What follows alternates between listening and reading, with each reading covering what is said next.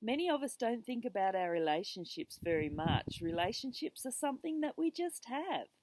We're born with a family around us most often that forms our early relationships with people. We enter the school system, we meet other people and form relationships with other children.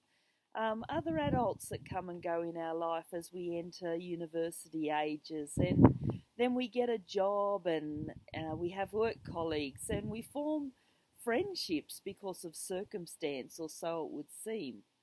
However, if you put a group of people together, say a class at a study, university or something, it's not very long before there's a grouping off of people to that are energetically compatible in some way, and friendships are formed not with every single person in the class at some deep level, but rather small groups of people tend to get together, and through common interests, through common experience, through something that we're not even thinking of, we form our relationships that become the things that drive our life and affect our life the most deeply. And some relationships, of course, are short lived, and some relationships form bonds that last a lifetime. And I used to think that relationships were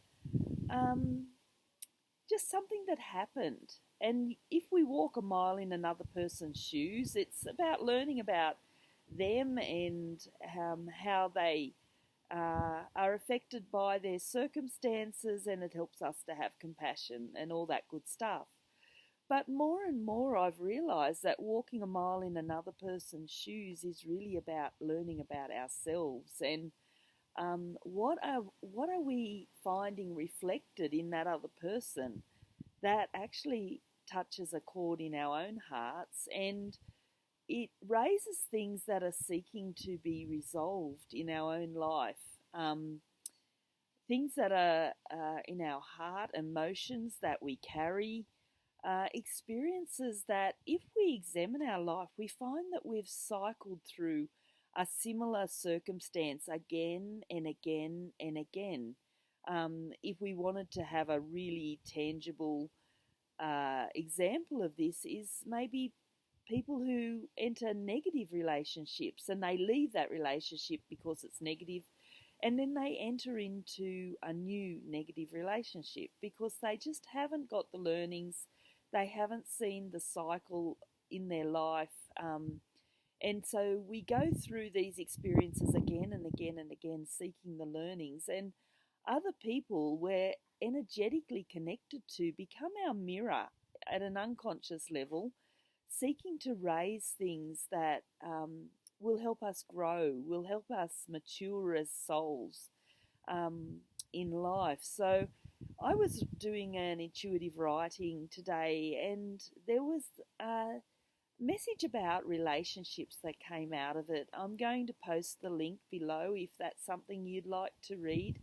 And just the way that relationships are important to us as individuals, it often comes back to us, and we push things out onto other people and go, well, that's their stuff. And there's a truth in that too. But how do relationships affect us for good? And why are we attracted to some other people more than others? Anyway, it's a beautiful day here. I'm making the most of the end of summer into autumn and soon to be winter. It's beautiful. You can see there's a lovely blue sky here today, a breeze, and really enjoying the weather. I'm off to do some more gardening. It's coming to an end and I want to enjoy every moment. So today I'm going to be getting rid of some dillweed that's overtaken a portion of my vegetable garden.